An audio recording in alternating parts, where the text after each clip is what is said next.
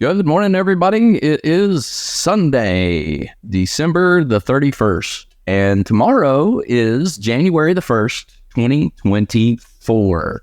And I don't know if you know what's going to happen tomorrow, but tomorrow is when the inductees into the BRICS. So if you remember back to the summer when the BRICS conference was happening, and I did a video about the 10 kings on and that you see in Revelation and other parts of the Bible where it talks about the 10 kings that you got even in Daniel where it talks about the little horn coming up among the 10.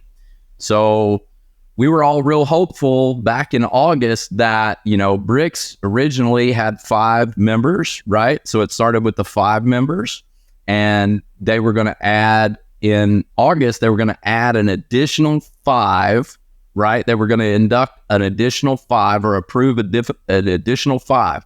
So in Daniel, when you see the statue of the statue of Nebuchadnezzar that he's seen, that Daniel had interpreted his dream to him, when we get down to the toes, we've got 10 toes. We've got 2 feet.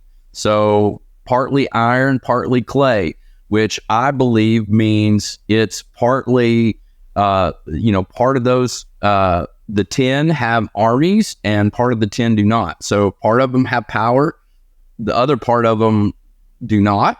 And I also like that it's 2 different feet, right? So you've got an original 5 and another 5. Well, it kind of threw us off in August whenever they announced that they were going to add an additional 6 countries to BRICS, which meant, then it's not going to be the 10 kings. In my mind, I was like, they're not actually joining until January 1st. I said something is going to happen prior to January 1st, and we are still going to see that 5, because if we believe we were in the last days, if we believe that Jesus Christ is coming soon, if we believe the rapture is coming soon, then that 10 nations, that 10 kings or whatever it is, has to be in play somewhere. And if it's not, we've got a long, long time before Jesus comes, right? So I do believe this is the 10. And the reason I believe it is the 10 is because one of the countries that had to be a part, and you can go back and watch the video. You can go to the Beyond Ready channel. You can find that video where I'm talking about BRICS. It would have been back in August. But one of the reasons why, one of the countries that has to be a part of the 10 kings is Egypt. And let me ask you something. What in the world, if I was out there in the world and I was like, okay, I'm going to put together 10 nations, right, to be a powerhouse and be a new world order, I don't think I'd be choosing Egypt as one of those countries. I mean, what other thing would Egypt actually be a part of? So in August, whenever they announced Egypt as being one of the ones that was going to join, I mean, I was flipping. I mean, it was like, this is it. And then they were like, and I was hoping to solidify the fact that, hey, there's going to be 10 and be able to announce that and be like, hey, man, we've got our original 5. We got the 5 toes. We got our other foot and we got our other 5 toes. And, it would have been like, okay, let's move forward with that. And we've got our 10. We're getting really close, meaning, I was really about, Feast of Trumpets, keeping 2030 in play. And we're going to talk about that because I think 2030 is still in play. Even though we're at the last day of the year, I think 2030 is still in play. I'm going to explain that. And this is obviously an opinion. You'll have an opinion and it may not work out that way. I have totally been wrong. This is all stuff that's up to interpretation. But here's the thing. Argentina, if you haven't been paying attention to the news, Argentina just recently had an election and the election went right. So because it went right, the folks that got I can't pronounce his name. It's like Muri, the guy that got elected, he is against going into BRICS, joining BRICS. They just sent their letter yesterday or the day before yesterday announcing that they will not be joining BRICS. So we are back. Tomorrow, we should see, and we'll do an update next week, right? If they, to see the final finale of it. But we should see another 5 join BRICS, which would be the 10 kings, right? So then we'll have the original 5 and the secondary 5, which creates 10. Part of them have an army and they're powerful, and the other ones do not, and they are not powerful. So we have iron mixed with clay, and one of those is Egypt. Now, this is one that is named in Daniel as one of the kings that the Antichrist will subdue. He will subdue one of the kings. So one of them, the one that was named by name, is Egypt. The other one was the king of the north, and the other one is the king of the south, which I believe the king of the north is Russia, and I believe the king of the south is Iran. That's also up to interpretation. You can have your opinion. But Iran is one of the 5 that will be joining BRICS. So we've got Iran and we've got Egypt, and Russia's already a part of BRICS. They're the R in BRICS. And so now we have our 10 kings. Now, why I think that this is important, right? Because I'm going back to my scenario of, you guys, if you've listened to me before, and I'm not, who knows who the Antichrist is going to be, and I hate throwing names out at, people, because it's like, one, I don't want any person to have to actually be the Antichrist. It's not going to go good for them, right? So, but the guy that I think fits the bill and is Emmanuel Macron. And so if you look back at August, this guy was trying to get an invitation, knowing he's not going to join BRICS. He's part of the West. He's part of different organizations. He's part of NATO. He cannot join BRICS. It's just not going to happen. They didn't bid to join BRICS, but he tried to horn in. He tried to get in there to be able to come to that conference. And he was actually able to send a delegation. They did not want him to come, but he was actually able to send a delegation. So you got to think about it. So you've got BRICS, right? And Daniel talks about the Antichrist coming up as a little horn. He's not a member, right? He's not one of the 10, but he's a little horn among the 10. So imagine the guy that's got the most power in Europe, right? So as far as world powers right now, we've got Europe and we've got the United States, and then we've got, everybody else. So now what's changing is now we have the United States, we have Europe, and now we'll have BRICS, right? And BRICS is wanting to bring about a new world order. So you can go look all of that up. They're actually trying to start a new world order. And so now we have BRICS here. We've got the little horn trying to come up amongst them, right? BRICS, trying to get in good with BRICS. So can you imagine if you've got the leader of Europe, right? So the rapture happens and you got the leader of Europe. We've got a world war happening. You've got the leader of Europe that has got a relationship with the 10 kings with BRICS that is wanting to start a new world order. They come together against the current world order, which is the United States and the whore of Babylon. And like Revelation said, the 10 kings and the beast, right? The Antichrist, they go against the whore and they destroy the whore, right? And then what happens? Well, if you destroy the current world order, now you got a new world order. And who are they? The 10 kings and the Antichrist, the little horn, right? So from Europe, and it really, really lines up. And he ends up subduing 3 of those kings after they take out the whore of Babylon, which is the United States. If you say, like, you can go back and watch my videos about the whore of Babylon. The Antichrist does not build a city. He does not, like in Left Behind, he does not rebuild Babylon. He does not rebuild Babylon and then go destroy it with the 10 kings. There is no time for that. If we are in the last days, America is the only one that fits the description talked about in Revelations. We are the only country that fits that.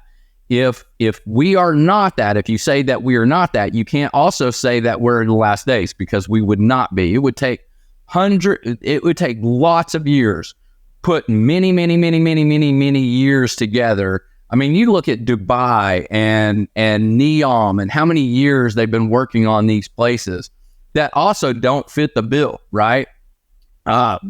America is Babylon. And this new world order, this BRICS and this coming Antichrist will come together to destroy America. And what it is say, right? Like, let's if you look at the text where God says, come out of her my people, and don't partake of her sins, right? So let me ask you a question. So Antichrist is going to build a city of sin, a sin city, and a bunch of Christians are going to move there. A bunch of Christians in the tribulation are going to move there so that God would have to say, come out of her, my people, don't partake of her sins. I don't think so, right? I don't think so. I think it's America. And I think it happens very, very quickly after the rapture of the church. And so that's my take on that. So let's watch tomorrow and see that we don't have our 10 keys. Now, I'm going to say that 2024, get ready, people.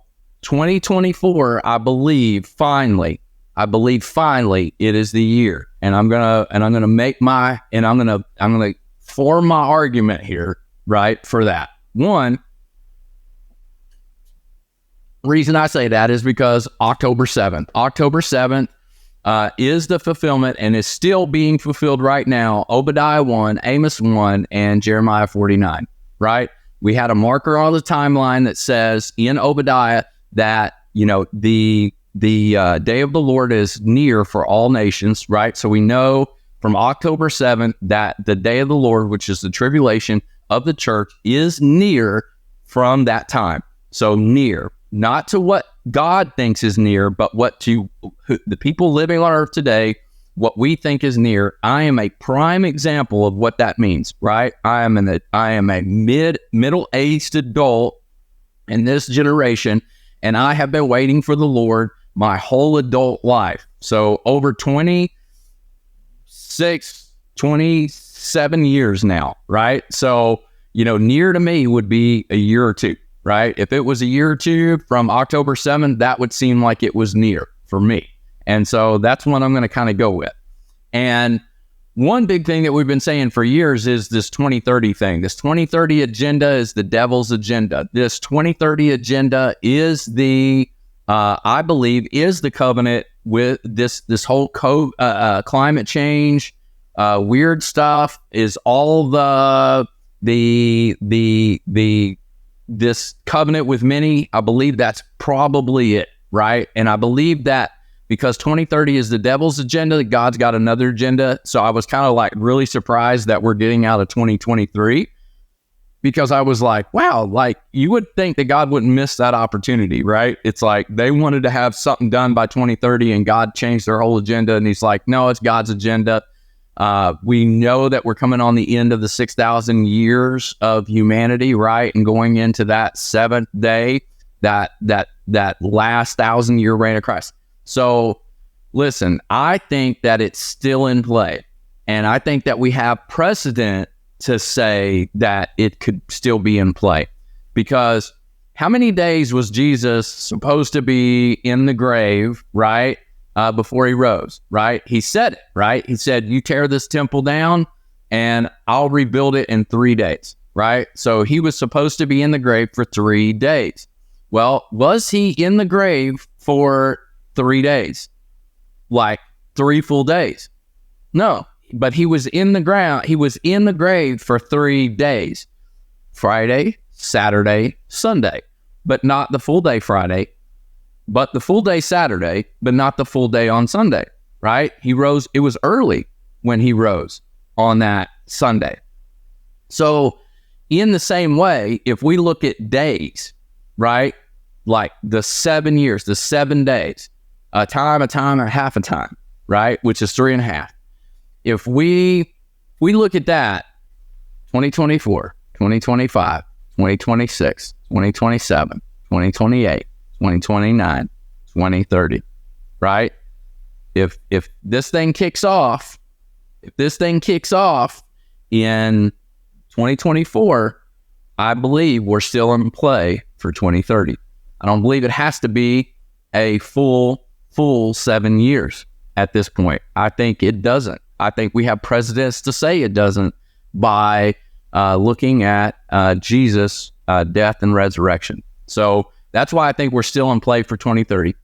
2024, what's happening right now is because another reason I formed that I believe we won't get out of 2024 is because you've got 10 kings in BRICS, right? So 10 kings, 5 more get added tomorrow, which nobody else has announced that they were, and no announcements have been made that they that the original 5 has changed their mind on the other 5. So, tomorrow we should have 10 members of BRICS. We have the 10 kings. If we make it out of 2024 into January of 2025,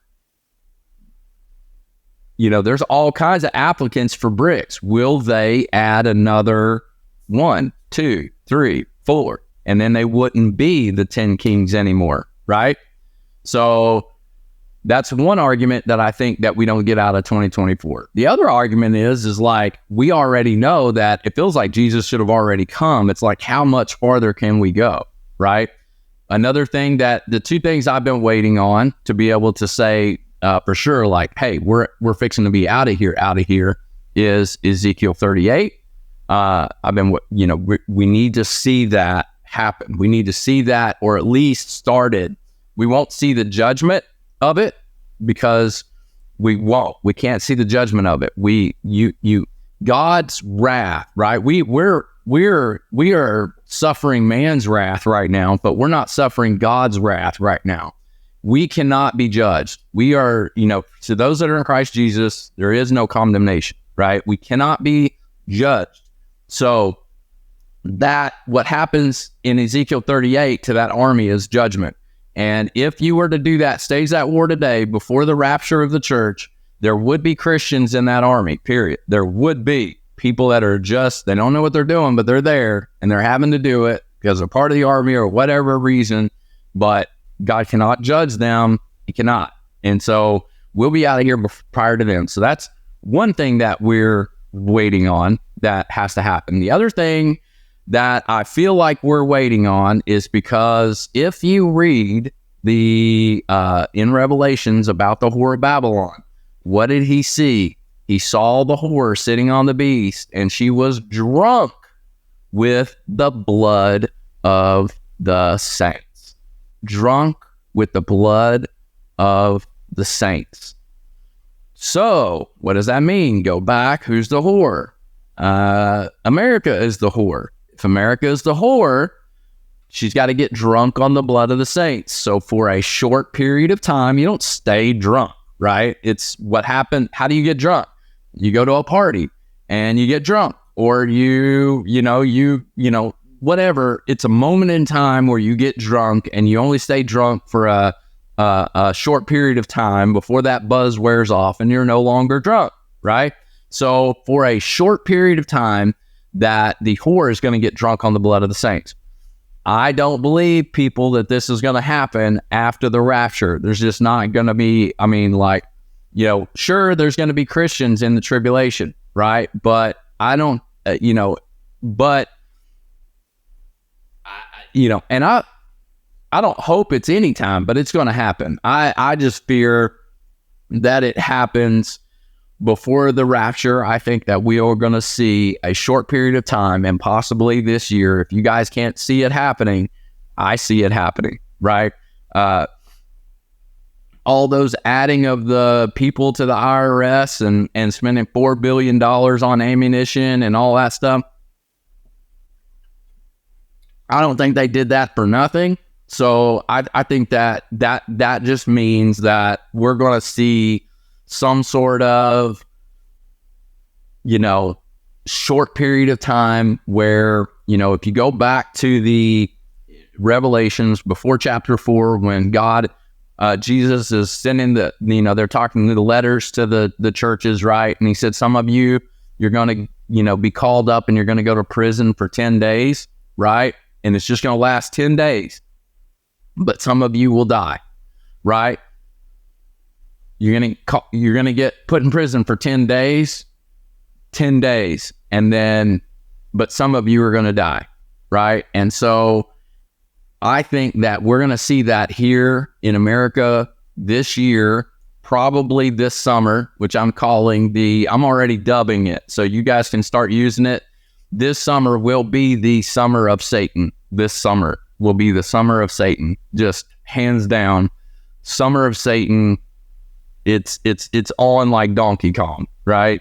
And so I'm looking towards a new wine, Tish B'Av, Rapture, or Feast of Trumpets, Rapture, right? And I can go into all the reasons why I think that Ezekiel 38 will happen towards the fall, especially because the birds that come to eat the flesh, right? Half of the world's birds go through Israel during the fall season. So actually, I think they come through there spring and fall. So, but the feasts, whether you say they're in play for Israel or whether they're in play for us, they, and with we talking about the 7 days, it could be literally the rapture could be anytime. It doesn't have to be the fall. It doesn't have to be new wine. I think it could be at any point, but I would say that this year will probably be the year, and I will say that you'll probably see America. I would say you probably see America killing some Christians because of all of this stuff that's going to be happening with the election and things like that. You guys remember the verse that it's in Daniel 11, probably 26, Daniel 11, 26. And it talks about, the leader that would be in power right before the Antichrist, right? Who replaces the Antichrist? Or not who is the world leader that the Antichrist replaces? And it talks about, if you look at the Message version, it calls them a real loser, right? That leader is not the Antichrist, but the one that he replaces. In another version, it calls him a tax collector, right? So we know Democrats are tax collectors, and but I like the other, translation where it says, let me just bring it up here on my phone and I'll read it to you. Let's see here. All right, let me go to, I'm already in Daniel. Oh, it's 20, Daniel 11:20, I believe. All right.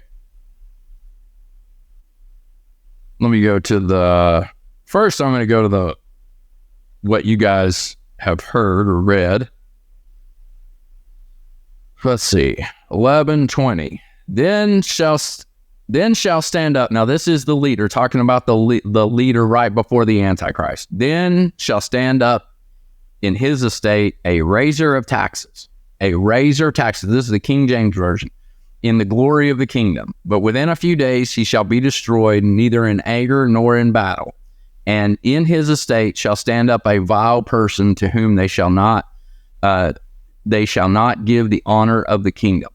So this is saying two things. It's talking about that leader, which I think is Joe Biden. If I read this, but it's also, if you think King Charles is the Antichrist, you're wrong, right? Because it just said right here, is not given the honor of the kingdom. He is not given the honor of royalty. So it can't be. It cannot be. All right. So here's what it says in the Message version, which, I jump around from, translation to translation, right? Because I don't read original like Hebrew or Greek or any of that stuff. So, you got to remember, the King James Version is a 1610. 1610. That means 400 years ago, right? So 400 years ago, somebody made a translation. We've been around, the Bible's been around for thousands of years. So, we're all reading translations here. But I like this one because when I read this after Joe Biden was elected, he wasn't elected, right? He wasn't. We all know that. He will be replaced shortly by a real loser. His rule, reputation, and authority already in shreds, and he won't last long. He'll slip out of history quietly without even a fight. When I read that, I was like, dude, that is totally him. He will be replaced shortly. So this is talking about the ruler before that was ruling the world. He will be replaced shortly by a real loser. His rule, reputation, and authority already in shreds. I mean, that is totally this guy, right? I mean, his authority, his reputation, all that already sucked, right? And here he is, and he is a real loser. And he won't last long. He'll slip out of history quietly without even a fight, right? So that is another reason why I think we won't get out of 2024 is because if Biden is not flashbang, right? If he's not that guy, then we've got to wait. We've got to wait for that guy, right? So we'd have to wait, and we are not here. And none of this other stuff is all just coincidence, right? So, but it lines up. If it's in 2024, we have the 10 kings. We've got our real loser, right? Our tax collector, our raiser of taxes. I don't care how you say it, right? NIV says tax collector. King James Version says raiser of taxes. Message Version says real loser. I don't care how you put it. We got that guy, right? We got our 10 kings, and we've got this guy. I believe that we have an Antichrist. I believe, false prophet, that's up for interpretation too. It could be the Pope because he really tries hard to be the the false prophet. It could be Yuval Noah Harari from the WEF, right? I believe we have our Antichrist. We've got it all. Now, I think that we see with the election coming up and all of those things, I think that we see that we're real close to the whole, are we about to get, do you see America hauling in Christians and killing them? Or do you see them turning their face whenever all of these people that are out rioting right now and protesting because of what's going on in Israel? Do you see our administration turning a blind eye as those people go in and mark Christian homes and Jewish homes and kill us here in the United States, and then they just turn a blind eye to it, therefore being drunk on the blood of the saints? Do you see that as a possibility? Because I do. I see both as a possibility of something that could happen in this year in this country, due to the overwhelming fact that we are going into a very tumultuous time, right? You've got all these people talking about black swan events, and you've got billionaires creating bunkers for what they call the event. And, we are fixing to light this thing up. I really believe. And the other thing is Ezekiel 38. What do we see going on right now? Like, I have felt like for a long time that, Ezekiel 38 is going to come about just like October 7th, right? One night you go to bed, everything is normal, right? They were saying peace and security, right? Netanyahu was at the UN and talking about peace and security, and then bam, destruction, right? Over, just like that, destruction. And so, Ezekiel 38 could happen like that. It could have easily been on October 7th to me. But now, interestingly enough, we can see that those people like Turkey is turned against, they're, Erdogan and Netanyahu are just trading shots, right? Netanyahu and Putin are trading shots. Iran and Israel are always trading shots, right? You've got the Sudan that has, their people, they have kind of in a civil war because they want to go to war against Israel. You've got Libya, they're ready to stand and go to war. I mean, we've got a lot of the little African countries, Yemen, and, it's just, they're all ready to go to war and be a part of this thing. You've got the folks from Afghanistan wanting to come down and go to war with Israel, and they are all up on that northern border. Guarantee you right now, all of these things are in the works, in planning right now, just waiting for Russia to say, let's go. That's all that's waiting on. I believe we'll see that this year. I believe we'll see that come the fall of this year. And, it's, to me, I don't even see how it could take that long, but I do believe, well, it could be spring. I don't really know, but I feel like we're looking towards the fall, and I could be wrong. I hope I'm wrong. I hope the rapture happens tomorrow, right? Just in 2024. But I can tell you, we can see Ezekiel ramping up. We can see this, America getting drunk on the blood of the saints tomorrow. We will have the 10 kings in place. And, there's lots and lots of things, all the technology is in place. Everything is in place for for this to happen. So in saying that, if you're watching this and you do not know Jesus Christ, you do not want to go another day without knowing Jesus, because there is only one bride of Christ, and that is the church. So if you want to be a bride of the Christ, and what does that mean for you? To be a bride of Christ means that we get all of the benefits of being royalty. We get all the benefits. We get to live in the palace. We get to have all the benefits. We get all of the opulence and all of that of the kingdom, right? Because we are the bride of Christ, but we don't have the responsibility of the kingdom. The king has the responsibility, which is Jesus. We are going to be the bride. So we get to rule and reign, but we have none of the responsibility. So you want to be a bride of Christ, and the bride of Christ is the church.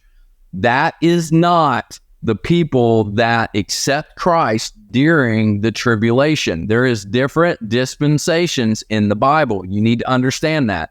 If you wait and you don't get saved before the rapture of the church, you can get saved, you can get salvation and not go to hell, but that doesn't mean you become a tribulation saint. And what does it say about the tribulation saints? They rule, that they serve God in his temple day and night. Now, I'm not saying that that's a bad thing. I'm just saying that that's not the bride of Christ. And I would rather be a bride of Christ in the palace, right? Getting to rule and reign. And instead of being one of the subjects, right? It's okay to be a subject in the kingdom of God. I'm not saying that would be a bad thing, right? But you want to be the bride of Christ. So get yourself saved. And if you're watching this and you are saved, look, man, we don't got no more time. We don't got no time to waste. I've been really thinking about that, and it's on my heart. It's like the harvest is white right now. Like everybody knows something is up. Everybody feels it. Everybody knows something's going on. We could all feel it. They could feel it way back when Jesus was on the earth, and during his ministry, people felt it. They knew something was different. They knew something, the Messiah was here, right? They just knew it. They felt it in their soul, in their life. We feel it. We know that this thing is coming to a close. We can feel it. We know it. We feel the tension in the world. Things are different now, right? And they're not going back. So I created this little video, and this may help you. Send this thing around. Find it on my YouTube channel. I spent a lot of time on it. I'm going to show it to you real quick. I want you to send this video around to the people that you know that don't know Christ. Make them watch this video. It's like 3 minutes long. And if you don't know Christ, stick around, watch this video. And then I'm going to do, I'll do this week's poem, and we'll call it a close, and everybody go to church and have a great time today. Let's see. Let me see if I can get this to work. I'll come back after the video. Hell is the absence of every good thing that God has ever created. Most people who have ever lived end up here because they discounted God as a myth and rejected his son, Jesus Christ, who gave his life to save them from this place. They arrogantly say they need God for nothing, that they are the captain of their own ship. They say there is no God, there is only us. We are God. Never knowing that while they were alive, in spite of their rejection of him, God blessed them every single second of every single day, with every single breath they took, with every single tree they saw or bird they heard sing, every morsel they ate, and every feeling they felt was a true gift of God. Oh, had they just realized how good God was before they were bound to this wicked place, if they had just accepted the sacrifice that Jesus made for them.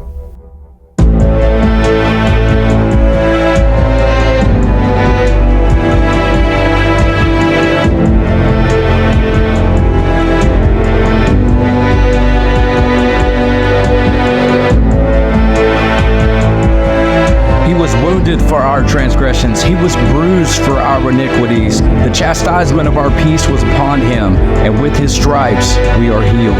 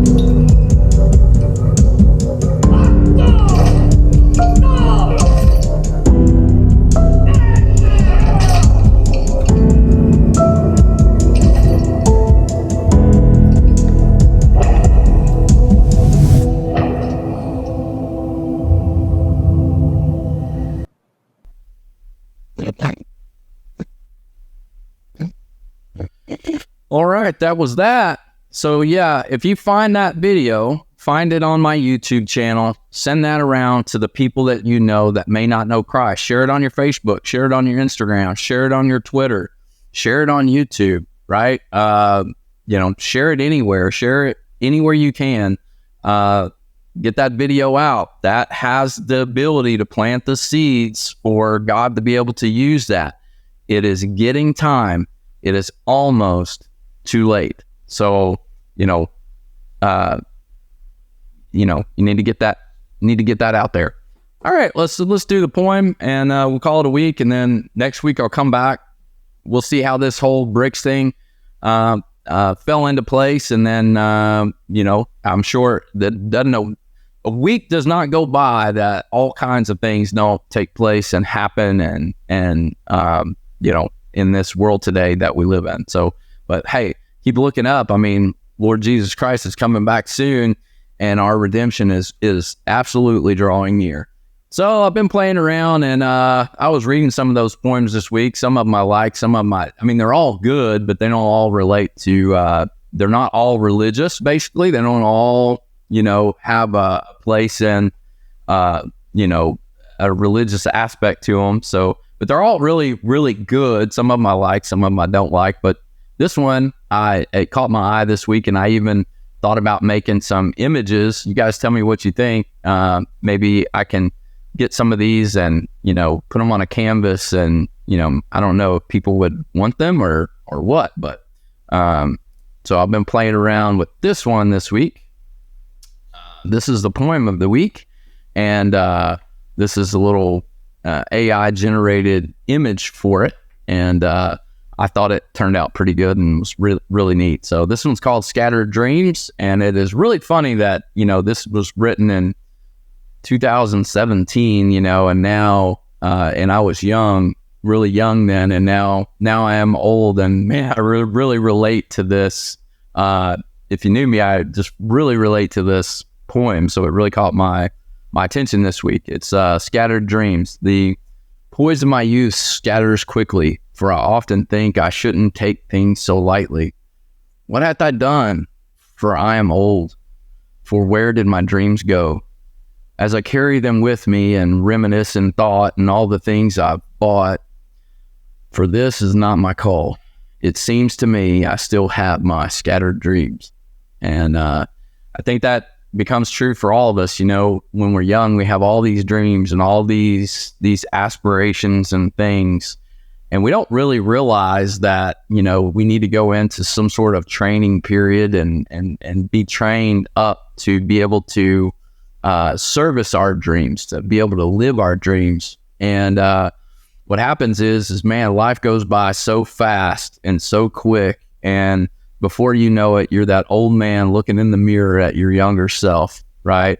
And looking back and seeing all of the things and wondering, what did happen to your dreams? Why didn't you live them? I feel a lot like the guy on It's a Wonderful Life, right? And it's like you have these big dreams and these big goals, and life gets in the way, and providing and doing and, doing good works and doing all these things. And then before you know it, you never really lived your dreams. But my wife told me one time, when I told her, it was early on in our marriage, I was like, man, I had a dream of doing this and doing that and doing this and doing that. And she said, sometimes on the road to your dreams, you find better ones. And maybe that's what I did. Maybe on the road to my dreams that I had when I was a child, that I found even better ones. But I look at this, and, as I look back, it seems to me I still have my scattered dreams. I have them, and maybe I still will get them. Maybe you will get them. I know that God has been good to me, and I have, up until this point, I've been given every desire of my heart that I have wanted. And, then I just get more desires. And, I feel like if there's more time, that God will give me those desires. And if there's more time after that, he'll give me my new desires, and so on and so forth. As long as we keep God first, he still seems to honor that and keep us going in every way, every day. And so, hey, I hope you guys enjoyed this and got some information from it. Always love seeing your comments. Some of them, no, most of them are pretty good. I don't think we got too many trolls on this channel yet, but appreciate all of those that subscribe to the channel and like our stuff and share it across the internet. And I will try to, again, stay diligent and make videos and give you guys information, at least give you what my thoughts are. And that's all I can do, because none of us are always right all of the time, but there's a lot of watchmen out there on the wall. I'm just going to be another one of those and keep sounding the alarm. And I'm just like you, nobody special. I'm just making videos, wanting to show God I want to be a working member of the family. And And so just waiting for Jesus, just like you. And that's it. See you guys.